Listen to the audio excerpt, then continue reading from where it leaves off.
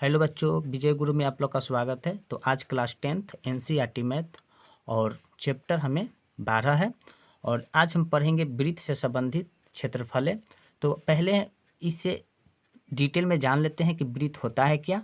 उसके पश्चात हम प्रश्नावली 12.1 में आएंगे और इजी वे में एक्सप्लेन करके आपको बताएंगे। तो पहले वृत्त से जान लेते हैं कि वृत्त में क्या क्या प्रोसेस होती है, क्या क्या नियम होती है, तब तो हम वृत्त के बारे में बता पाएंगे। तो पहले हम इंट्रोडक्शन इसको हम जान लेते हैं कि वृत्त होता है क्या। तो चलिए बच्चों, किताब को साइड करते हैं और हम पहले इसके बेसिक रूप जानना ज़रूरी है, तो जान लेते हैं। तो बच्चों, अभी तक आप वीडियो को लाइक नहीं किए हैं तो लाइक, सब्सक्राइब एंड शेयर ज़रूर कर लें, ताकि आप बाद में फिर भूल जाते हैं, इसलिए मैं ये बोल दिया।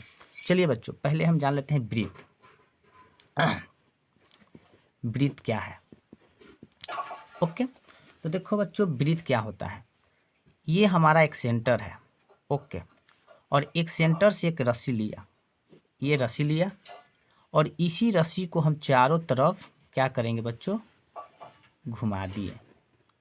इसी रस्सी को हम चारों तरफ घुमा दिए। तो देखो बच्चों, ये जो रस्सी हमने लिया था सेंटर से और उसके चारों तरफ घुमाए, तो सभी के दूरी क्या हो जाएगा, बराबर हो जाएगा। सभी की दूरी क्या हो जाएगा, बराबर हो जाएगा। ओके, और इस बिंदु को हम नाम रखते हैं ओ, और ओ को हम सूचित करेंगे क्या से, ये हमारा केंद्र हो गया। ये हमारा क्या हो गया, केंद्र हो गया। और ये चारों तरफ दूरी को हमने समान घुमाया था और इसी को बोलते हैं परिधि। क्या बोलते हैं, परिधि बोलते हैं। कोई दिक्कत, कोई परेशानी नहीं है। तो वृत्त में क्या होता है बच्चों, अब देखिए वृत्त क्या होता है। तो वृत्त जो होता है वह बिंदु जिससे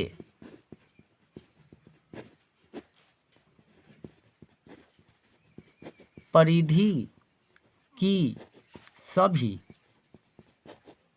सभी दूरी क्या होता है, बराबर होता है, बराबर होते हैं, और इसी को कहते हैं वृत्त कहते हैं।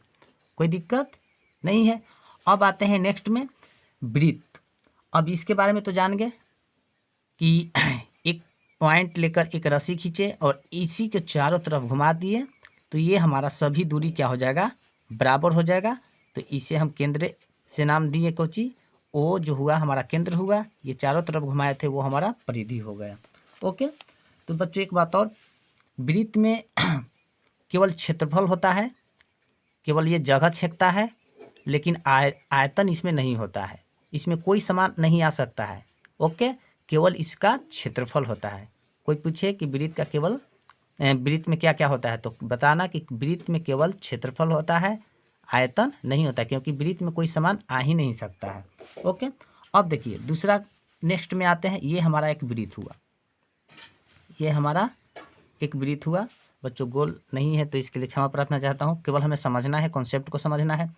और ये हमारा क्या हुआ, सेंटर हुआ, और यहाँ से यहाँ तक एक लाइन खींचे, परिधि में मिला दिए। पॉइंट से परिधि में क्या किए, परिधि में मिलाएं। तो इसे क्या बोलते हैं, जब केंद्र से परिधि को मिलाता है, जब केंद्र से किसको मिला रहा है, परिधि तक मिला रहा है, उसे हम क्या बोलते हैं, उसे हम बोलते हैं त्रिज्या। क्या बोलते हैं, उसे बोलते हैं हम त्रिज्या। और त्रिज्या को हम इंग्लिश में कहते हैं रेडियस। क्या बोलते हैं, रेडियस। और रेडियस को हम आर से सूचित करते हैं। ओके, तो इसे हम त्रिज्या बोले हैं। जो सेंटर से परिधि की ओर क्या कर रहा है, मिला रहा है, उसे हम त्रिज्या बोलते हैं, यानी रेडियस बोलते हैं। ये भी हम समझ गए। अब देखो बच्चों, एक वृत्त और पा रहे, ये हमारा वृत्त हुआ। ओके, और वह वृत्त जो हुआ, जो परिधि से परिधि को मिला रहा है, ये सेंटर से क्या कर रहा है, यहाँ से भी मिला रहा है और यहाँ से भी मिला रहा है, यानी परिधि से परिधि को और मिला रहा है। तो यहाँ पर लिखेंगे बच्चों, वह रेखा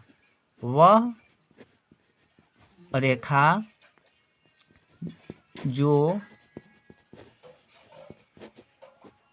परिधि से परिधि को मिलाती है और केंद्र से होता हुआ होता हुआ जाता है उसे हम क्या बोलते हैं? व्यास बोलते हैं। उसे हम क्या बोलते हैं? व्यास बोलते हैं। और व्यास जो होता है बच्चों, और व्यास को इंग्लिश में कहते हैं डायमीटर। और डायमीटर को हम क्या से सूचित करते हैं? डी से सूचित करते हैं।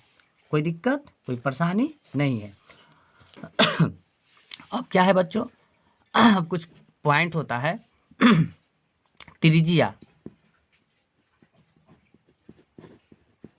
त्रिज्या और व्यास में क्या अंतर है? त्रिज्या और व्यास में क्या अंतर है? तो देखो बच्चों, त्रिज्या और व्यास में अंतर क्या होता है,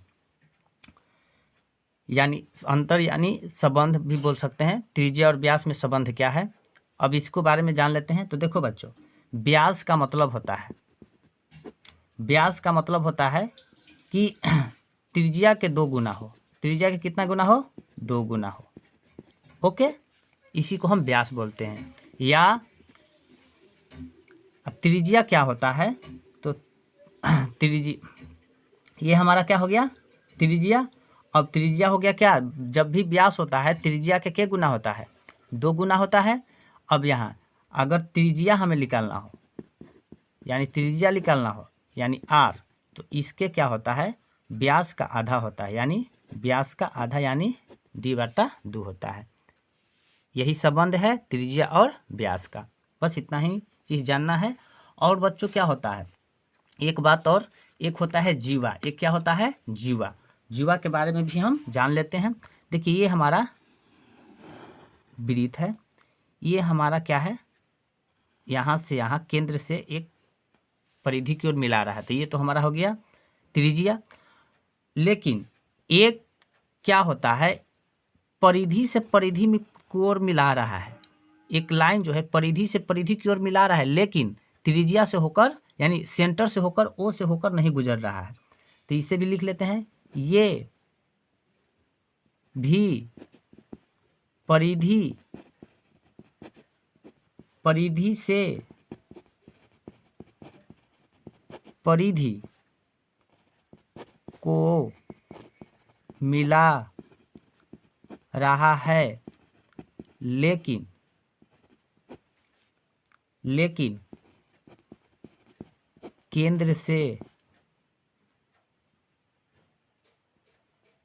केंद्र से नहीं होकर जा रहा है। और इसी को हम बोलते हैं जीवा, और इसे हम क्या बोलते हैं? जीवा बोलते हैं। देखो, परिधि से परिधि की ओर मिला रहा है, लेकिन केंद्र से होकर नहीं जा रहा है, और इसी को बोलते हैं हम जीवा बोलते हैं। ओके, कोई दिक्कत, कोई परेशानी नहीं है। अब आते हैं बच्चों मेन पॉइंट पर।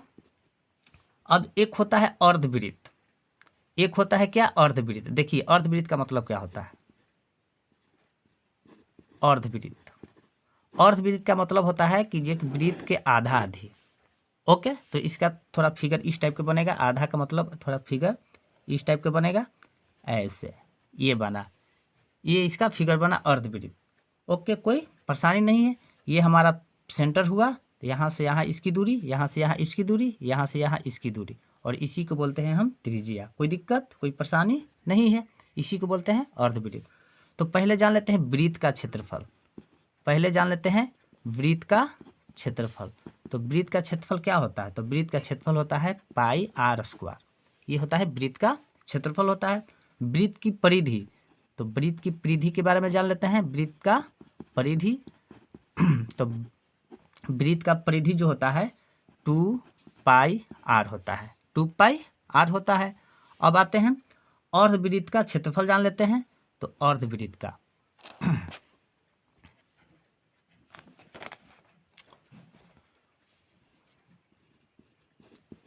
अर्धवृत्त का क्षेत्रफल, तो अर्धवृत्त का क्षेत्रफल क्या होता है?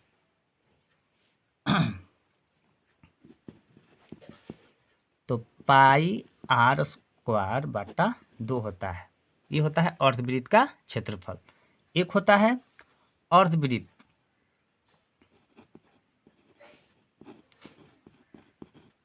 अर्धवृत्त की परिमिति, अर्धवृत्त की परिमिति। तो अर्धवृत्त की परिमिति क्या होता है? तो अर्धवृत्त की परिमिति होता है पाई आर प्लस 2r होता है। ये होता है अर्धवृत्त की परिमिति होता है।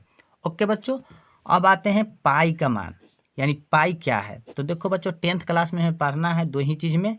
पाई का मान एक होता है 22/7, एक पाई का मान जो होता है 3.14। यही इतना में हमें पढ़ना है। और आपको किताब में जो विधि से कहेगा पाई के मान खुद दे रहेगा 22/7 या 3.14, ये दोनों आपको दे रहेगा, जो विधि से आप निकाल लीजिएगा। ओके, तो यही कुछ बेसिक चीज़ें था वृत्त के बारे में। तो बच्चों आप लोग को मैंने कॉन्सेप्ट वृत्त के बारे में इतना बता दिए। अगर कोई इतना में परेशानी हो तो प्लीज़ इसे एक बार और रिपीट करके देखें, ताकि आप इस कॉन्सेप्ट को अच्छे ढंग से समझ जाएं और आप वृत्त अच्छे ढंग से बना पाए। तो बच्चों आज की क्लास आप लोग को कैसा लगा?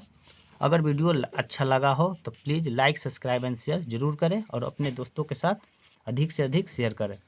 ओके, कोई परेशानी नहीं हुआ होगा। तो बच्चों आज की क्लास यहाँ तक रहेगी। आज केवल बेसिक चीज़ें जानना था, तो मैंने आज इस वीडियो में बेसिक चीज़ें बता दिए, वृत्त क्या होती है। तो टेक केयर, अच्छे से बोर्ड की तैयारी कीजिए।